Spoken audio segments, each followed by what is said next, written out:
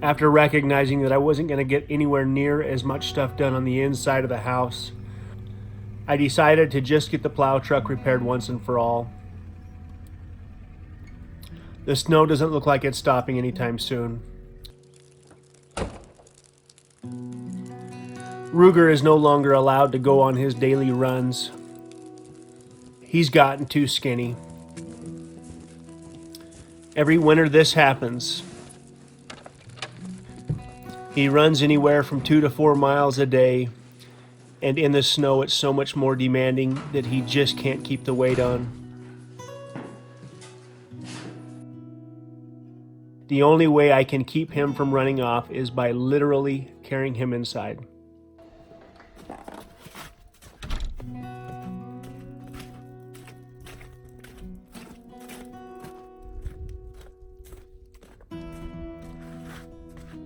I rebuilt the power steering box on the plow truck when I first got it, but the pitman arm shaft was so worn out that it would not seal.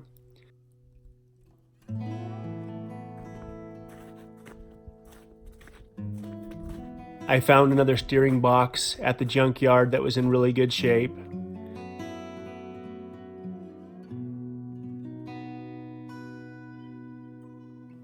I pulled it out, now it's ready to go into the plow truck. After the extreme winter that we've had thus far, I've decided to be a little bit more prepared for next year.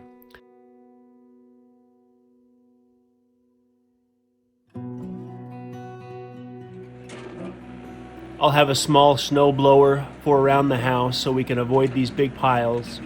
Then I think I will either have a snow blower for behind a tractor, or I may even build something that might go on the front of a truck and be driven off a PTO.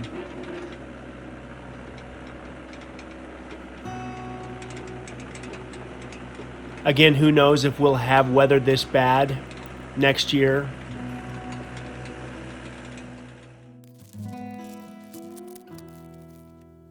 Two years ago, we might have had 18 inches total up here.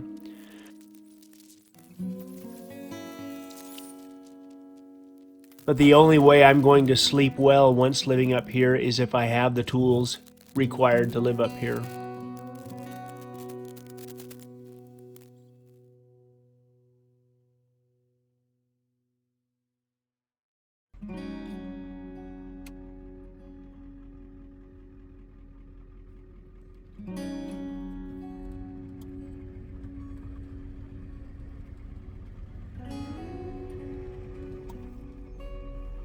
The kids had a snow day this week, so I grabbed Rhett and talked him into helping me clean up the roof while I worked on the plow truck.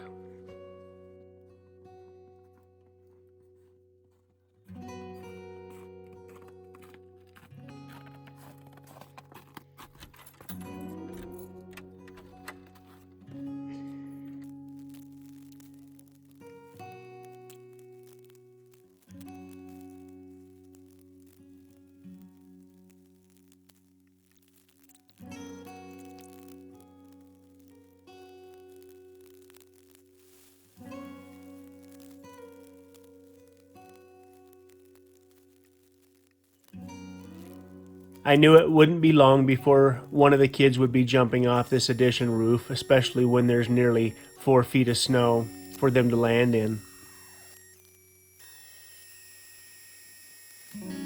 I figured it would be Rhett first. He's a chip off the old block in that way. When I was about Rhett's age, myself, my brothers, and my dad went on our annual fishing trip up to Black River. One morning after catching my limit of fish, I got back into camp first. I had a small bundle of black cat firecrackers that I thought would be fun to bury in the ashes of the fire from the night before.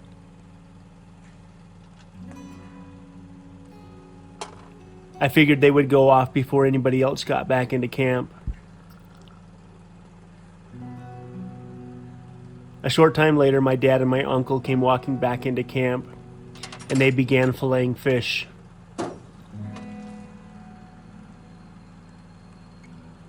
Somehow I forgot about the firecrackers that I'd buried in the ashes.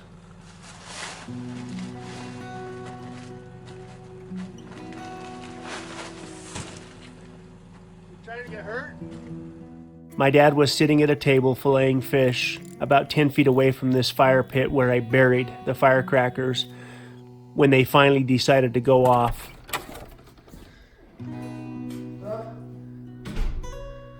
This is what happens when I turn my back. You cooking your socks for lunch? Yeah. What do you say, Roogie?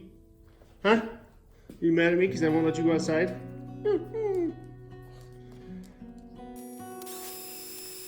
When they went off with a vengeance.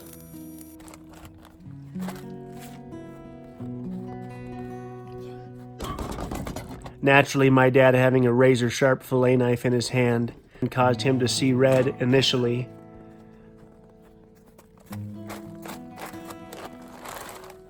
When the literal dust settled and everybody figured out what had just happened, naturally my dad and my uncle looked right at me, and my uncle started laughing. He probably saved my life.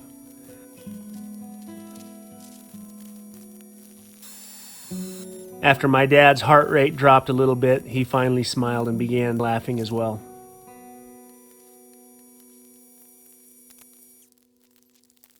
Rhett definitely has some of that blood in his veins.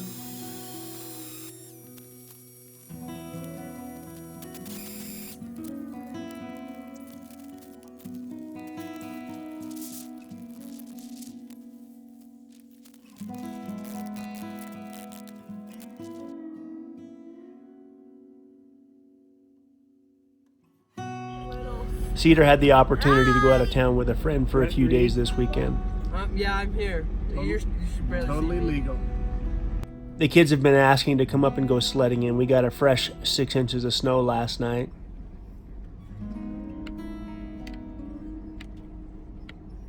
Cedar's car is still in the body shop, so we all crammed into my truck and got up here.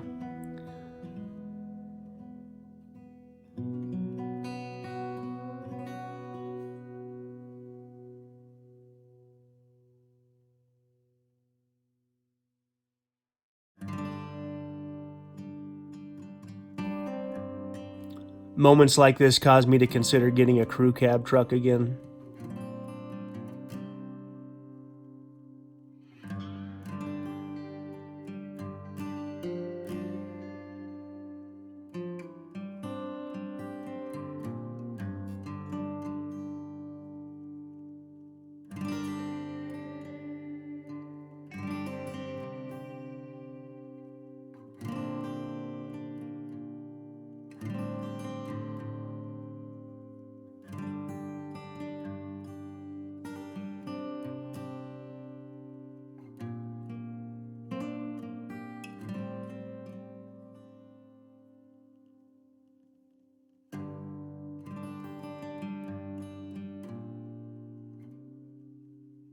The kids were having a blast.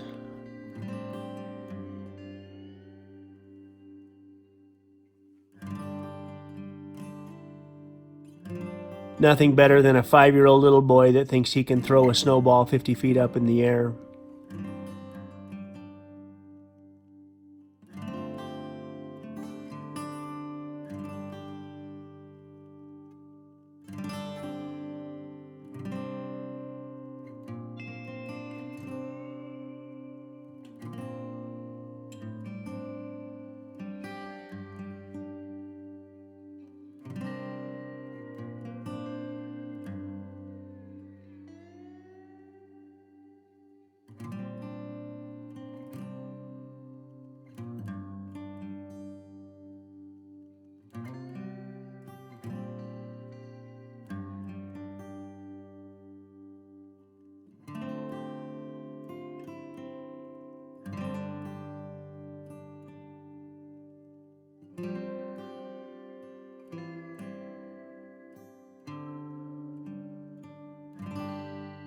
After Reed saw Rhett jump off the roof, he had to give it his go.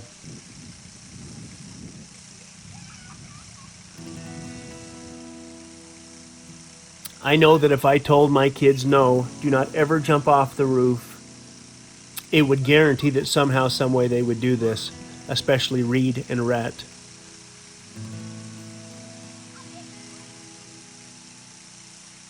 Cheyenne and Callie not so much.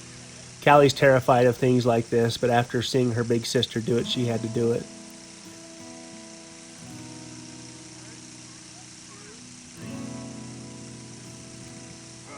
Sometimes the best way for Reed to learn is to let him bounce off the snow and recognize it's not quite as soft as he thought it was.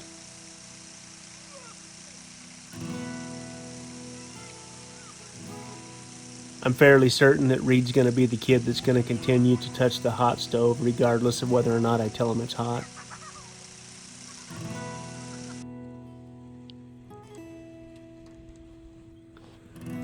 We had a beautiful day today.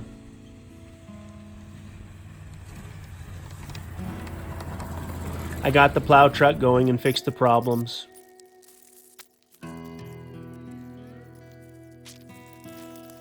I didn't get a whole lot done on the house with the construction, but every time I have Cedar and or the kids up here, it seems to broaden my horizons as far as the understanding of what it's going to take to live here.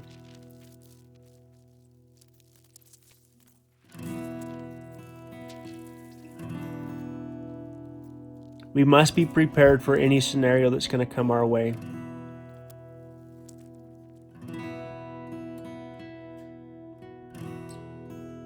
It's one thing for me and Ruger to get the truck stuck and have to walk 2.5 miles back out to pavement, but it's a whole other thing to put my kids in jeopardy.